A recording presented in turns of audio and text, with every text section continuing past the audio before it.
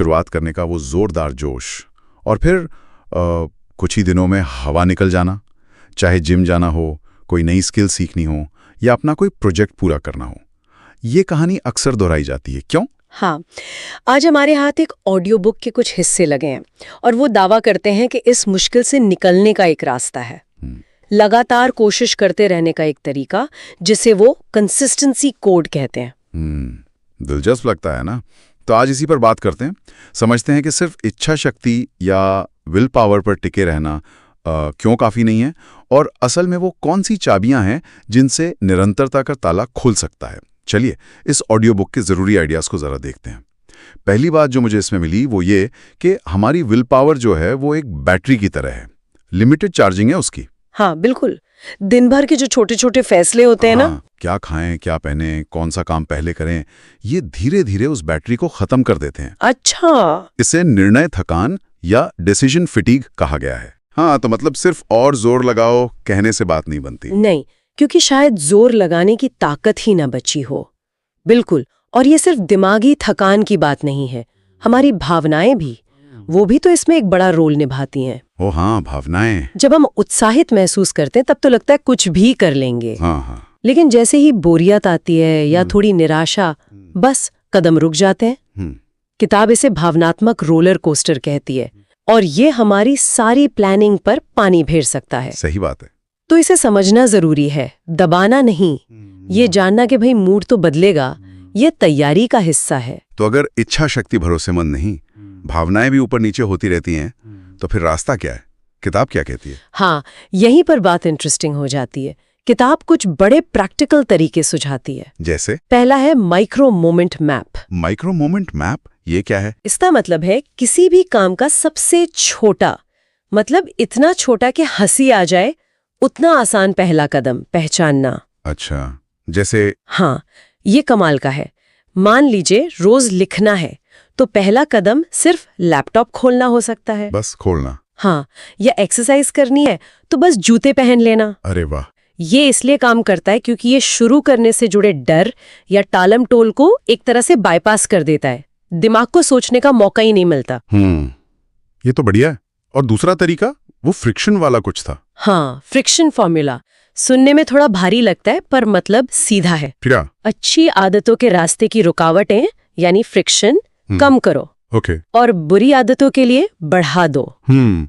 उदाहरण? बिल्कुल, जैसे सुबह दौड़ने जाना है तो रात में ही कपड़े और जूते तैयार रखना, ये फ्रिक्शन कम करना हुआ। हाँ, सब सामने रखा है। और अगर फोन कम इस्तेमाल करना है तो उसे दूसरे कमरे में चार्ज पर लगाना, ये फ्रिक्शन बढ़ाना हुआ, उठ के जाना पड़ेगा। अच्छा, ये छोटी छोटी रुकावटें या सहूलियतें ये वाकई फर्क ला सकती हैं। बिल्कुल। ये तो हुई करने की बातें, लेकिन अपनी प्रोग्रेस पर नजर रखना भी तो जरूरी है ना? हाँ। वरना पता कैसे चलेगा? हाँ, बिल्कुल जरूरी है। यहीं पर फीडबैक लूप मजबूत करने की बात आती है। अपनी प्रगति को देखना, महसूस करना।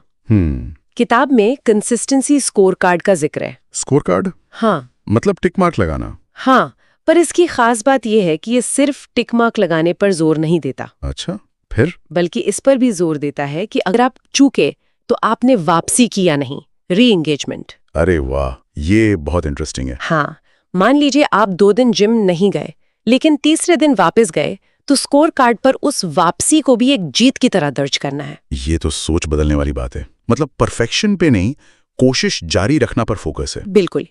माहौल बदलने की बात भी थी शायद इसमें, आसपास की चीजें। हाँ, ये भी अहम है। अपने आसपास के माहौल को ऐसा बनाना कि अच्छी आदतें आसान लगें और बुरी मुश्किल। मतलब? जैसे पानी की बोतल हमेशा सामने रखना ताकि याद रहे, या पढ़ने वाली किताब को बिस्तर के पास रखना। अच्छा, ताकि नजर पड़ती रहे। हाँ। ये छोटे छोटे संकेत हमें सही दिशा में ढकेलते हैं, और बुरी आदतों के संकेत हटा देना। ठीक है, लेकिन सबसे बड़ा सवाल, अगर चूक जाए तो? अक्सर वहीं से तो गाड़ी पूरी तरह पटरी से उतर जाती है। हाँ, और यहीं पे सबसे अहम चीज आती है रिकैलिब्रेशन रिफ्लेक्स। Recalibration reflex? ये क्या है, कोई बटन है? नहीं, ये एक तरह की मानसिक मांसपेशी है जिसे बनाना पड़ता है। अच्छा। जब आप चूकें तो खुद को कोसने की बजाय, होता है ना कि हम गिल्ट में चले जाते हैं। हाँ बिल्कुल, मैं तो कर ही नहीं सकती। उसकी जगह शांति से सोचें, ठीक है आज नहीं हो पाया, क्यों, क्या वजह थी, अगली बार क्या अलग कर सकती हूँ। शांति होकर सोचना हाँ, और फिर अगले मौके पे वापस कोशिश करें। किताब कहती है एक बार चूकना रेस का अंत नहीं है, वो बस एक गड्ढा है जिसे निकलना सीखना है। ये कोई पैदाइशी गुण नहीं, सीखा जा सकता है। बिल्कुल, ये एक सीखा जाने वाला हुनर है, प्रैक्टिस से आता है। तो कुल मिलाकर ये ऑडियो बुक यही कह रही है कि भाई कंसिस्टेंसी कोई जादू नहीं है, ये कोई रहस्यमयी शक्ति भी नहीं, हाँ, बल्कि ये एक सिस्टम है। छोटे कदम, कम रुकावटें, प्रगति पर नजर, सही माहौल और गिरने के बाद उठना सीखना, यही वो कोड है। बिल्कुल, और ये सिर्फ कोई खास लक्ष्य पाने तक सीमित नहीं है। अच्छा, ये तरीके असल में आत्मविश्वास बढ़ाते हैं।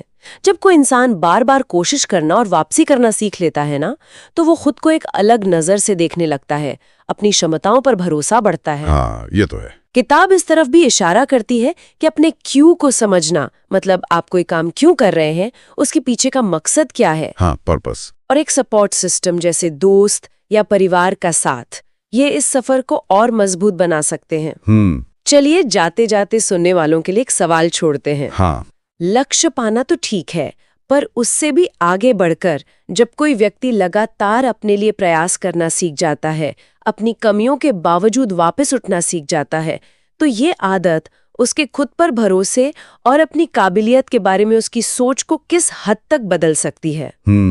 सोचने वाली बात है, इस पर जरूर सोचिए।